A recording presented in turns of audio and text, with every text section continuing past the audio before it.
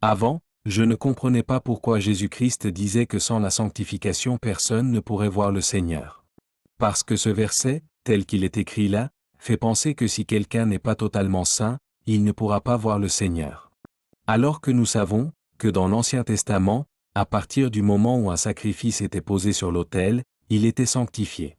Donc, cela signifie que lorsqu'on dépose notre vie sur l'autel en acceptant d'être baptisé, à partir de ce moment, nous sommes sanctifiés. Et c'est d'ailleurs pour cette raison que l'Évangile dit que celui qui croira et qui sera baptisé sera sauvé.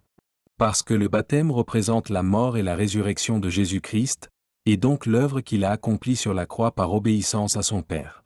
Cela nous montre que ce verset, tel qu'il est exprimé au début de cette publication, va à l'encontre de l'esprit de l'Évangile.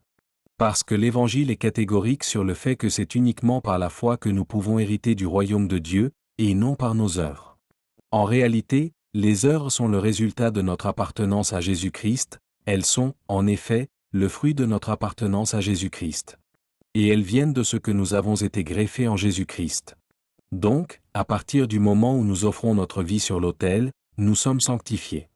Parce que c'est la vie de Christ qui coule en nous à partir de ce moment-là.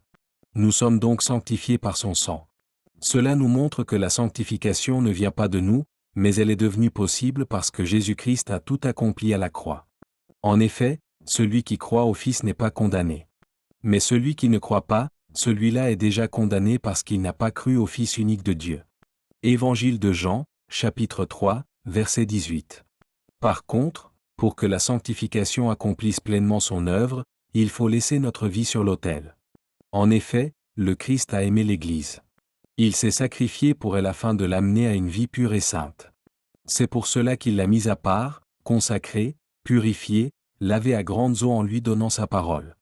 Lettre de l'apôtre Paul aux Éphésiens, chapitre 5, versets 25 et 26. Et il y a un point très important qu'il ne faut pas non plus négliger, c'est qu'il n'y a plus de condamnation pour ceux qui demeurent en Jésus-Christ.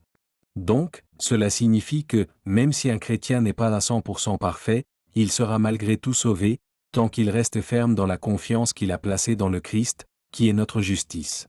Car n'oublions pas que c'est Jésus-Christ qui intercède auprès de Dieu, pour ceux qui lui appartiennent, et donc ceux qui ne font qu'un avec lui.